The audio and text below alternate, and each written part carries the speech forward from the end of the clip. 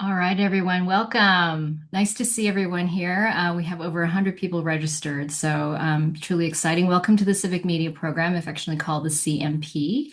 CMP is a public-private partnership with the state of California, specifically the Governor's Office of Business and Economic Development, otherwise known as GoBiz, and of course, Google. I'm representing James B. McClatchy Foundation. We are the third-party administrator or TPA for the state, the public side of the house, in partnership with Journalism Funding Partners, or JFP, and Rusty Coates, who represents Google's TPA, the private side of the house. And together with GoBiz, we form the core CMP team. Some good news to open with. Governor Newsom and the California State Legislature approved 2 more years of support for the CMP in the new fiscal year budget that just passed. And in partnership with Google, this offers the CMP to learn and build upon this program over the next 2 years, benefiting California communities in countless ways. Our sincere thanks to them both. Today represents the first of 3 CMP applicant webinars. Again, exciting to see you all. And just a reminder to do the poll as well. If you were here 2 weeks ago on June 15th when we opened the website, the webinar was for outreach partners to help get the word out to eligible newsrooms. And today is for actual applicants with intentions to apply. Some of this information may be similar if you attended the June 15th webinar, but we do go into a broad program overview and some detail for applicants without getting too much into the weeds. Important dates: the eligibility quiz and registration is open now on the Civic Media website, cacivicmedia.org. So go there now. The full application opens on July 6th, and the application deadline is August 21st at 12 noon. Okay, 12 noon. So mark your calendars now, and we are really recommending everyone getting their applications in early. We are here to help you. I mean, that's really my message today, and we will walk you through the ways in which you can access us. The best way to stay up to date: sign up for the e-news on the website. Also review the FAQs. You'll have a lot of questions right now, but I'm sure you'll find them in the FAQs. There are a lot of evergreen questions. So want to direct you there to save time from posting those questions today. There is a lot of information to cover, but again, we are here to help. And read the program guide on the website. That is updated frequently. And in closing, much gratitude to Kiana Williamson and Madeline Porter at the James B. McClatchy Foundation, Rusty Coates with JFP, and of course, Blake Kaiserlack and his team at GoBiz. So I will hand it off to Kiana to walk through the agenda. Thank you. Thank you, Priscilla. Okay, so a few housekeeping. We will be recording this session and it will be available afterwards. We do, after every webinar, we send out a post-webinar recap that will include the recording of the session. And then we are tracking all of your questions that you have posted in the Q&A.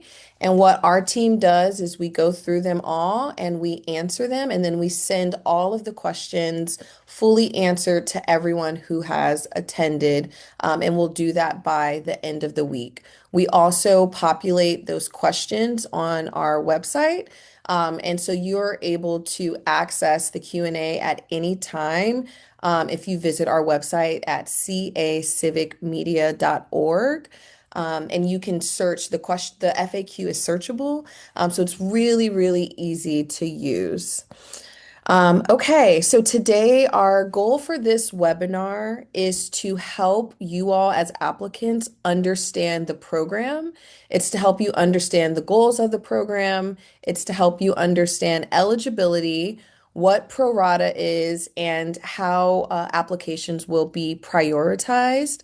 We'll also talk to you about the supports that we will offer you as the CMP team to help make sure that you can put your best foot forward in the application process. And then what supports we have for you in terms of being connected with us and being connected to the latest information and news coming out of the program. I want to ground us in the goals of the legislation, which have been our North Star and guiding light for the CMP program.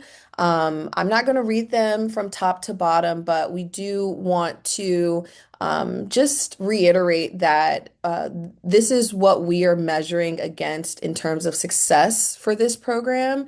is that we have hit these goals and have encouraged the outcomes of these goals that were written in the legislation that supports this program.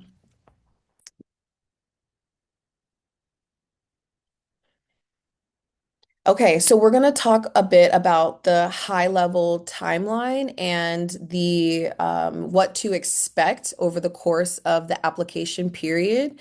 We'll then go into the actual program guidelines led by Blake Kaiser-Lack and Rusty Coates. And then we'll talk a little bit more about the communication support that you can expect from our team.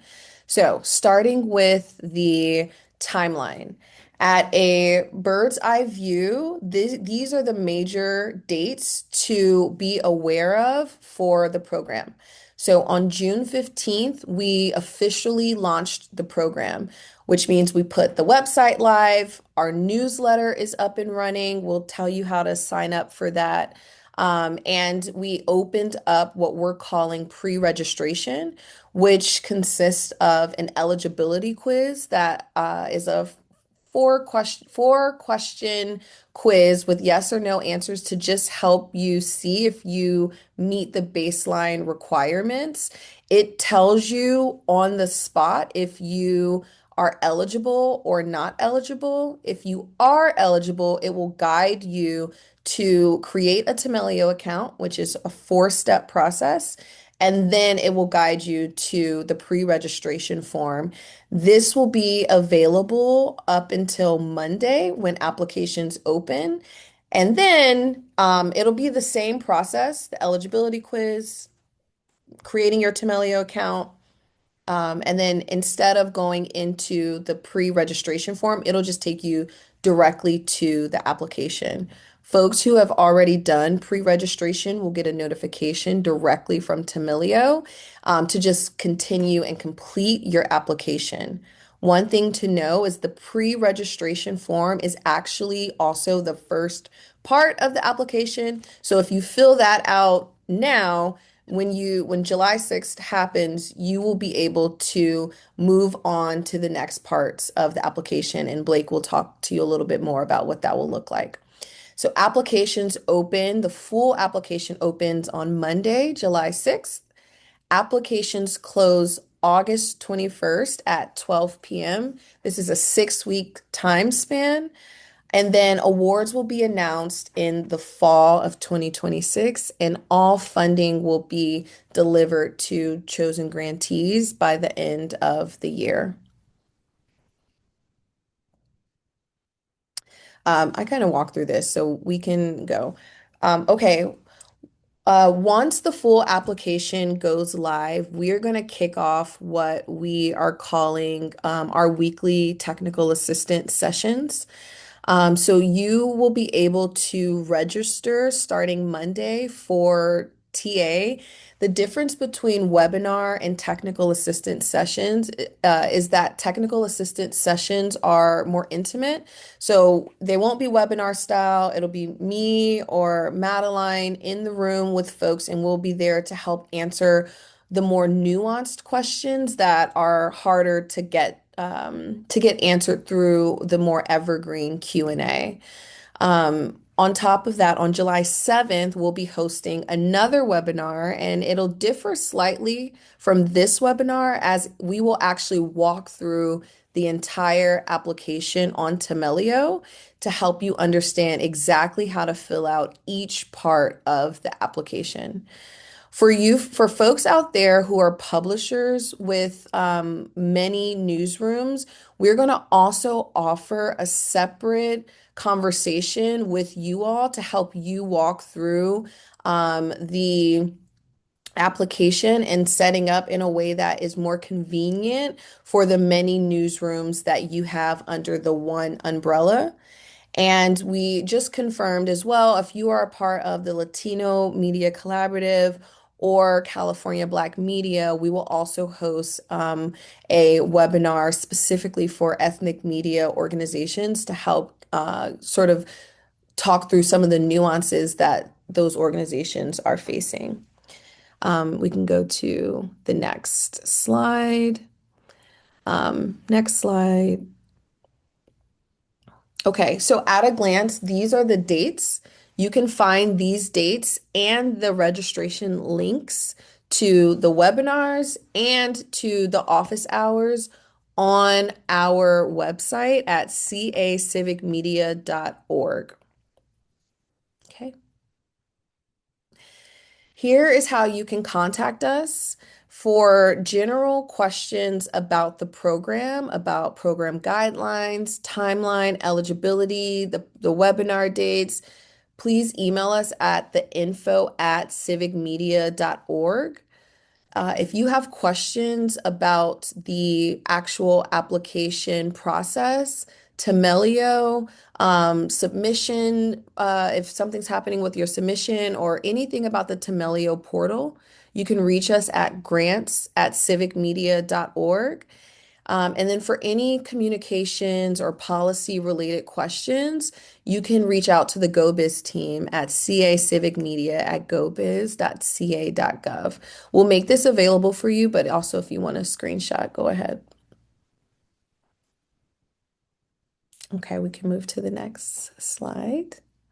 Okay, and with that, I am going to pass it over to Blake to walk you all through the program, eligibility, pro rata, and how we prioritize applications.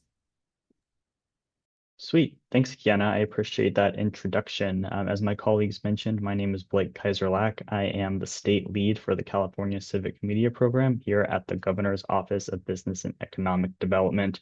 I'm going to walk through the program guidelines for the Civic Media Program next, and just want to say a huge shout out to all the partners that have made these guidelines possible. This was truly a collaborative process with the advisory board that we put together, journalism funding partner, JBMF, and all of the journalists and editors and publishers that came together to provide input. So just want to say a huge shout out to the community to really helping to create these guidelines. And so the goal of walking through these guidelines is to walk to kind of mirror the process that you will actually use to apply for the program. So the three facets of our program model are: one, eligibility. Does your news organization actually qualify for the civic media program? And walking through the requirements needed for the program itself. The second piece will be funding determination. If you are eligible, how much funding are you actually eligible for? And we'll have two different pots of money that we're pulling from that I'll explain in just a moment. And the last piece is prioritization. We have a limited amount of funds for the civic media program, and so walking through some of the information that we'll be requesting from applicants to help the review committee and our third-party administrators to prioritize applications that we get until funds are depleted. So those are the three facets of our program model. Starting with number one, eligibility. Next slide, please. And you can go to the next slide as well. So in terms of eligibility, an eligible news organization, I'll read the definition here. There's kind of two main parts. The first is that we're looking for an organization that is legally registered to conduct business within California, either through its own name or that of its parent company. The second piece is an organization that creates, edits, produces, and distributes original fact-based content on state or local matters of public interest. And I'll break down all the different pieces of that. Starting with the first bullet, legally registered to conduct business within California. For this requirement, we are looking for organizations that have a Secretary of State filing or are legally registered to conduct business here in the state of California. We know that not all news organizations have that filing in its own name. Usually it's through a parent company that actually does a lot of the operations. And so that filing, that legal proof of operations here in California can come from the parent company of your news organization. Now, the exception here is for sole proprietors. We have updated our application and our program guidelines for sole proprietors specifically. They can provide their fictitious business name statement that's usually filed with a county here in California, and that will be the submission that's required for sole proprietors specifically for those entities. The second piece of the requirement is that it create, edit, produce, and distribute original fact-based content. We're looking for organizations that are producing news content, not aggregated content, and we're looking for content that is fact-based. The other piece here is reporting on state or local matters. This is California statewide issues or hyperlocal regional issues that your news organization covers. We're not looking for journalists and entities that are covering international news and news not focused on California itself. Now, the note I have here at the bottom is that a unique application is going to be needed for each news organization. We know that some news outlets are part of a network of different news organizations that are owned by a parent company. We ask, though, that each news organization itself, the title under which the news is published, that each of those organizations has its own application, and parent companies will be able to submit multiple applications for the different newsrooms in their network. Now, in addition to this eligibility, we have some additional requirements for each applicant, and I'll walk through those 5 different requirements on the right here. The first is an ethics and correction policy. This is basically your policy for if your journalists make a mistake, how do you correct that, and what's your code of conduct at the news organization? You require a link to that on your website or a PDF of it printed in your print publication. If you don't currently have your ethics and correction policy up on your website, that's okay. All you have to do is go and post it, and then you can return to the application and insert that link for where you do have it. The same applies for the public disclosure of ownership. We're asking for news organizations to have transparency and who owns their media operations. And so we ask that be published again on the website or in your print publication. If you don't have it, that's okay. Go and update your newspaper or your online website, and then you can resubmit that. You can submit that as a part of the application process. The third piece is media liability insurance. This is insurance that protects news organizations from defamation, slander, and other things of that nature. We are requiring this at the time of award, although you will be able to submit this as a part of your application, and we highly recommend that folks do, if you do have media liability insurance, to submit this at the front end, as it will expedite your grant award process if you are selected. But if you don't have it, totally okay. You will be able to get it as a part of the grant award process, and you could even use some of the funds to cover the cost of the media liability insurance at the time of award. The fourth piece is 3 years of news organization operation. We are requiring news organizations to have been operating for 3 years to receive an award, and just want to distinguish the news organization from, again, the parent company. We're asking for the news organization itself to be in operation for at least 3 years, not the parent company, which may run some of the different operations separately. This is specifically as well to protect if a news organization changes hands, that does not reset the clock via like a sale of the news entity itself. As long as the news organization has been around for 3 years, that meets this requirement. And the last piece that I mentioned already as well is a Secretary of State filing. We'll ask folks to actually submit a copy of that filing. And then again, for sole proprietors specifically, it'll be your fictitious business name statement that you filed with the County of Operations. Next slide, please. So in addition to the eligibility requirements, we do have 2 ineligibility conditions. The first is political ownership. Any news organization that is owned by a political entity like a PAC or some other entities like chambers of commerce, etc. Those kinds of organizations do not qualify for the civic media program, as we are looking for fact-based news organizations. And you can look into more detail here on our program guidelines, as well as about what some of those other organizations are. The second piece is broadcast organizations.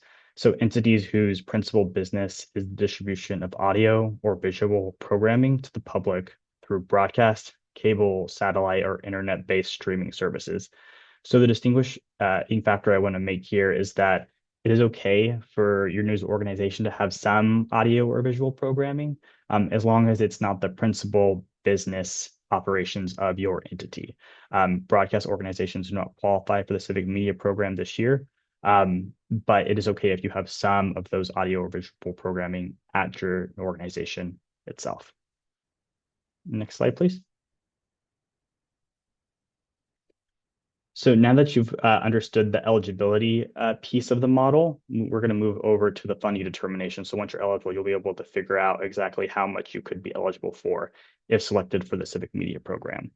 So breaking down the funding pools, as I mentioned earlier, we're going to be able to have $18.75 million in total grant making for the program, and we'll be splitting it into 2 pots of funds.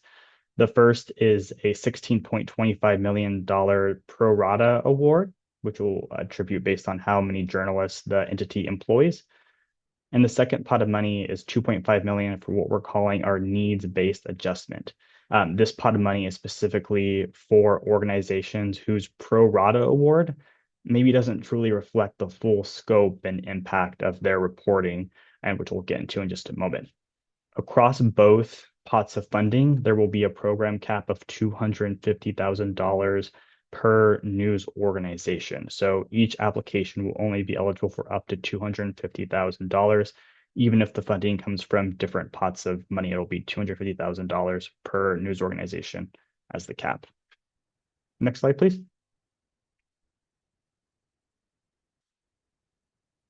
Or next slide. Sweet. So starting with the pro rata journalist fund, this is $16.25 million set aside for this pot of funding and is the majority of funding for the Civic Media Program. It'll be based on how many full-time equivalent journalists that you employ. How this formula will work is that you will receive $20,000 per journalist for the first 5 journalists.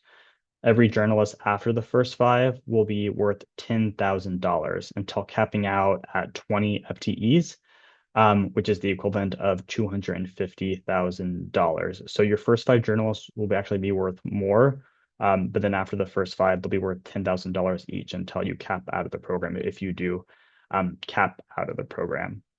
And then we'll explain a little bit more about the full-time equivalents in the next slide, please. Sweet. So 1 FTE is what we're calling our full-time equivalent. The full-time equivalent is an eligible journalist who works an average of at least 30 hours a week. If your journalist does not work at least 30 hours a week on average, they can still be eligible as a part-time employee, which will be 0.5 FTE, as long as they work at least 15 hours on average a week.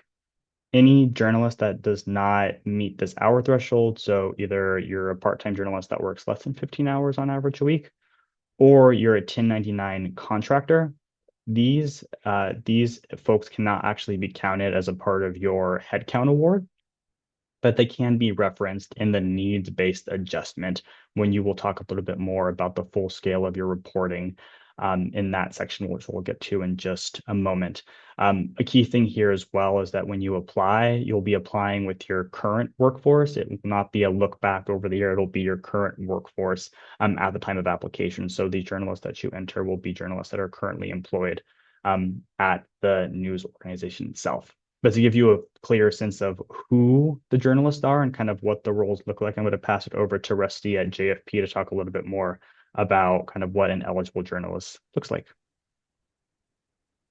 Thanks, Blake. Hi, everyone. Next slide, please. Thanks. We wanted to be clear and clearly define the roles that qualify as an eligible journalist and wanted to be as inclusive as possible. Foremost, the individual's primary function has to be based on gathering and the presentation of fact-based information concerning California matters, whether it's text, visual, audio, or among the emerging digital functions like audience required to serve communities. The journalist must live in California and must be employed at the time of application. Next. Also, we wanted to be clear about what functions are not considered eligible, as the fund was not established to support business side functions, nor was it established to support aggregators or non-California news. Quick note about verification. We leaned into a privacy first approach to verify employees to limit privacy exposure by news organizations and individuals. For that, applicants must submit a payroll summary, and an officer of the company must sign a legally binding attestation verifying the accuracy of the submission. So the legally binding part is on the applicant. Next slide.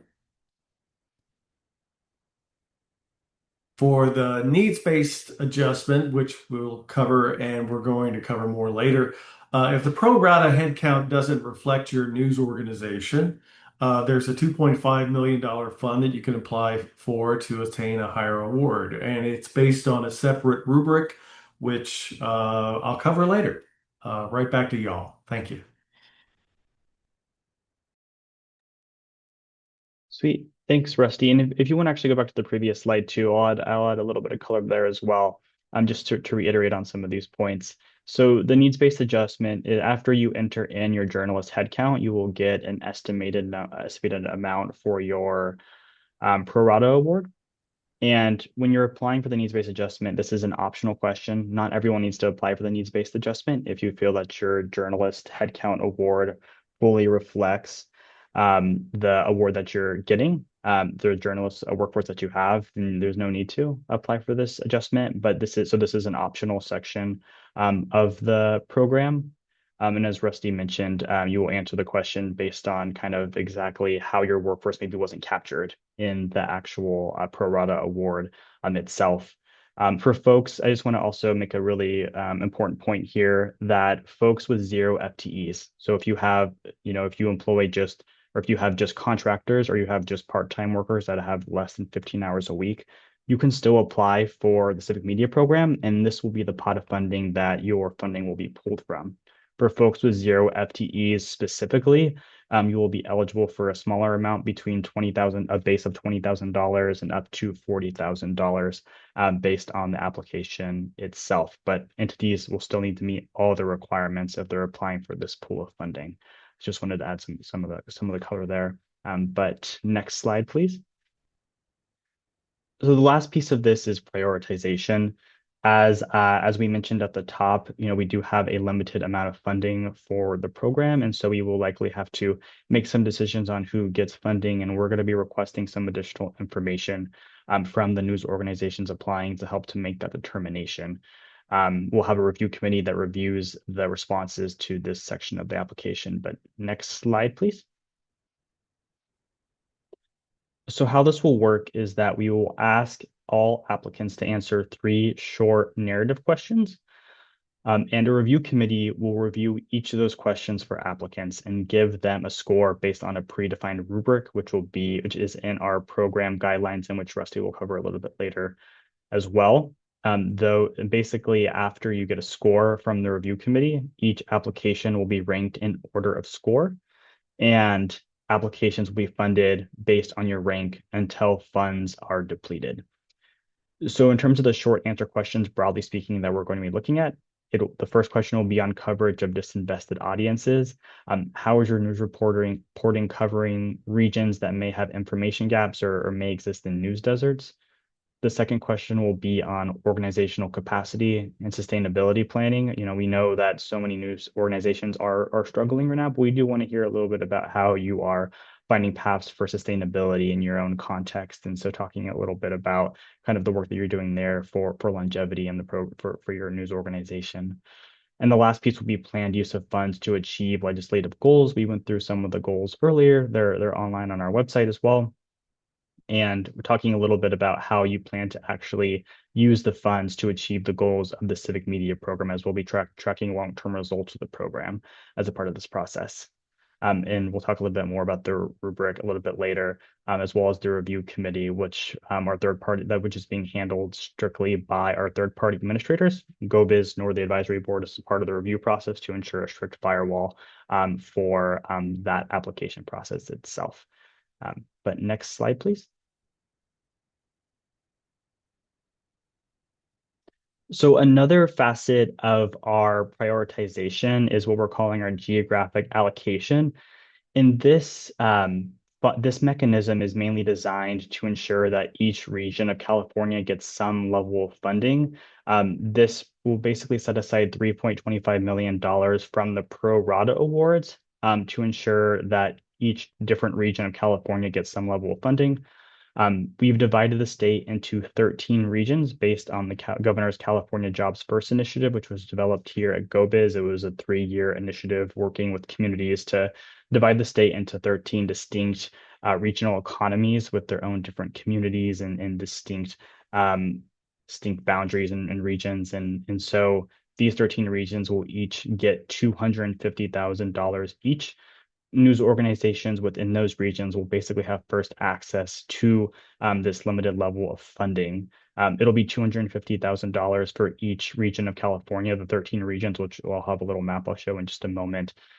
We are really understanding that $250,000 may go very far in the North Coast. It will not go very far in a place like the Los Angeles region. And this is designed specifically to ensure that more rural regions of the state and regions that may not get as much funding do get some level of funding, as we know that a lot of news organizations are based in some of those more metro areas. And so the idea is that these regions get first dibs, and then once that $250,000 is used up in each of the different regions, all other applications will flow to a statewide pool. And the ranking system will continue on, as I explained a little bit earlier. Next slide, please. And this is just like a map of the 13 jobs first regions. So as you can see, it's a pretty simple kind of map of California in terms of, the North State representing kind of like the Redding and North east section of the state, North Coast representing the North Coast, and so on. I won't bore you with all the details there, but you can check out our program guide, which has this map. And of course, you can check out the GoBiz website if you're curious to learn more about the California Jobs First initiative in itself. But this wraps the actual program guidelines section of our presentation. Following this, we're going to walk through a little bit about the how you actually enter information into the system at a high level. For this presentation today, we are going to be focusing more high level on the guidelines of the program itself, but in our follow-up webinar on July 7th, we'll go into a little bit more detail about the application, more nitty-gritty in terms of the specific field you will enter on that section. But we can move to the next couple of slides to talk through kind of what your pro rata entry will look like. So next slide after this. So again, this is a bit of a deeper dive into what the actual entry field of the application process will look like. And the first main entry field that you're going to be doing for the journalist headcount piece is actually entering your journalist into the system. And this is kind of a mock-up of what that process will look like. So in the journalist entry field area, you will have to enter the first name of the journalist, last name of the journalist, their title, their residential zip code. Can't remember if I mentioned earlier, but journalists, for them to qualify, need to be California based. And so we're looking for the residential zip code that your journalist is based in. You'll enter in your FTE status number. As a reminder, journalists who are full-time, working at least an average of 30 hours a week, will count as one FTE.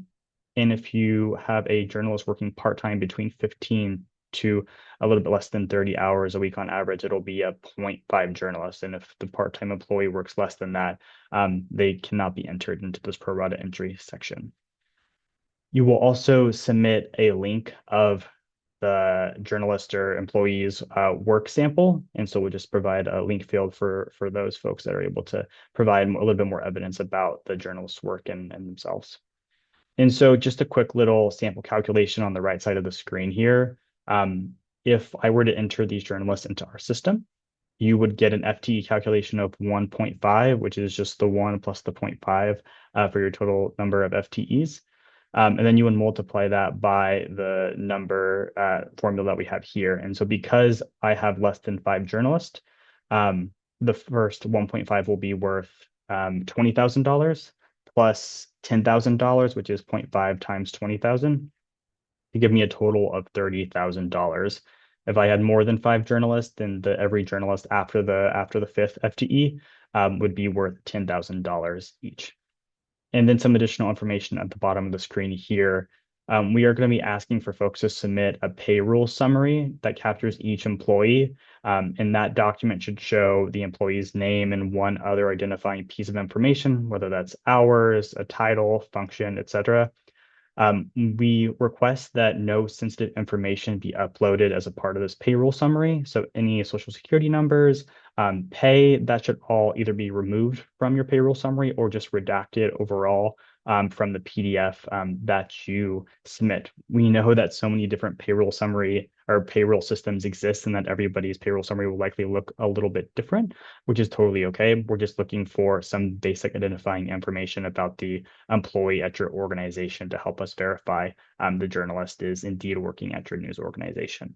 And then again, as I mentioned, the employee should be employed at the time of application. It should not be a look back. It should be a current look at your employee base. And as Rusty mentioned, you will sign an attestation at the end of this section. You will mark a section here and verify that the journalists that you employ are in fact employed at your organization. But to talk a little bit more about the narrative section next and kind of the entry there, I'm going to pass it back to Rusty to finish off this section. Thank you, Blake. If we could move on to the next slide. Blake already covered this pretty well, very well. But these narrative questions are to rank your prioritization in the pro rata selection. It's on a 100-point scale, which we're going to show on the next slide. Questions are brief, about 250 words maximum, and are based on the legislative goals of the Civic Media Project. To sum up these questions for coverage of disinvested audiences, how does your organization serve communities that face barriers to accessing local news? And there are many. And what tactics are you employing to address these specific information needs? For ongoing viability, we're asking you to outline your current revenue picture and what that looks like, and what steps you're taking to make sure that your organization has continued sustainability. And then asking how you plan to use the funds and how you're going to advance the goals set forth in the goals of the Civic Media Program. And then you'll have a pull-down menu to help you complete this and expedite the process. Very straightforward and nothing as onerous as a college exam. Next slide, please. And here's the 100-point scale. So coverage of disinvested audiences may be scored up to 45 points. Ongoing viability may be scored up to 25 points. And planned use of funds may be scored up to 30 points. And a note about the review committee, the responses will be scored and ranked by that score of 0 to 100. And grants will be awarded in order of that ranking until depleted. Next, please. Going deeper on the needs-based talking points. This is again the needs-based adjustment will be scored on a scale of 0 to 10. The higher the score, the need shown for adjustment to the pro rata award. Higher scores will be eligible for larger increases in funding and up to double the amount. An exception there is that this is for the $2.5 million. Applicants with less than one FTE are capped between $20,000 and $40,000, not up to the $250,000. And that brings us to the end of this part. Thank you.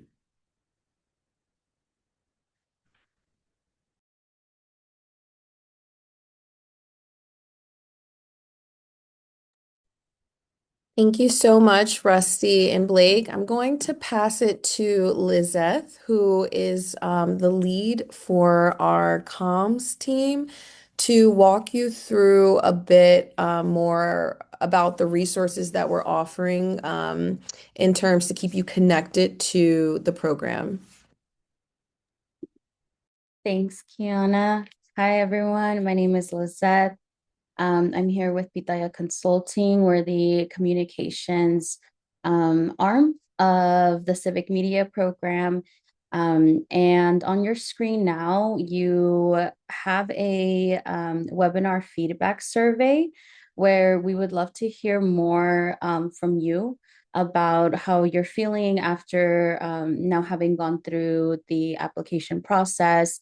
And receiving some information around the upcoming webinars where we'll cover some additional topics. So for the support that we're offering to applicants, there is a social media guide and toolkit, and this can be used by partners that are wanting to amplify the message and share this opportunity with your networks. This can also be used by folks that are wanting to share more about the opportunities that are upcoming. And so this toolkit is available on the website under the resources page. We encourage you to check back frequently and always reference the toolkit that is available on the website as that is updated. So for example, this toolkit had us for the June 15th launch. We will have a toolkit available for the July 6th once applications open. And it'll be a source of information as well as the calls to action and key links that you can use to share this opportunity.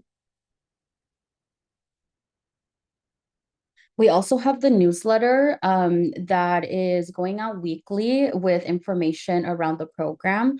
So if you are not already signed up, you can subscribe through the website. And we want to make sure that you are receiving the most up-to-date information on the deadlines, key updates as it is regarding the webinar. So as folks have mentioned, the webinar on July 7th, if you are searching for information around the multi-newsroom, that will be sent out via the newsletter. So subscribe, and we have our next newsletter going out on Monday. So you have some time to subscribe if you're not already to receive the most up-to-date information. Okay, and lastly, this resources page on the Civic Media website, as I mentioned, it has the social media toolkit. The program guide is also available through the website, and just want to remind folks to reference the program guide that is available on this page. If you've downloaded the program guide, there might be a newer, most updated version on the website. So make sure that you're always going to this resources page so that you have the most up-to-date information. Okay, and I'll pass it back over to you, Kiana. Awesome. Thank you, Lizeth. Our team is working to try to get all of the questions in the Q&A answered, but I want to remind you all that we will go through the questions and send out answers to every question by the end of the week in our post-webinar recap. So if you have a question that we didn't get to today in order to try to get us out on time, we will be sending that in the post-webinar recap. I do want to direct folks to register for our July 7th webinar. We will be going more into the weeds of the pro rata formula, more into the weeds of the narrative questions, the need-based pool, and actually walking you all through Tamelio, which is the application system. And during that webinar as well, if you are a multi-newsroom publisher, we will have a separate breakout room specifically for you all to answer the questions that you all have about filling out multiple applications, how you can do that effectively and efficiently, how you will report journalists if they work at multiple outlets, etc. So please register for the July 7th webinar. Okay, I want to leave you with 3 steps that you can take today to feel like you're on the right track to applying for the program. The first is to take the eligibility quiz. Um, you can find this on our website. Once you take the eligibility quiz, it will then ask you to sign up to complete the form. You'll sign up for a Tamelio account. If you are a multi-newsroom publisher, for now, just sign up with the parent organization, and then we will teach you how to create multiple applications under that Tamelio account for each of your newsrooms.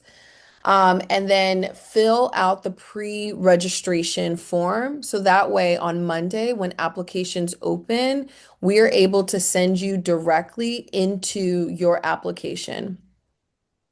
The second thing is to sign up for the webinar for July 7th, where we will be walking through the application with you live. And also, we'll have open our technical assistance. We will have our first technical assistance workshop on July 14th. So that'll be about a week after the applications open.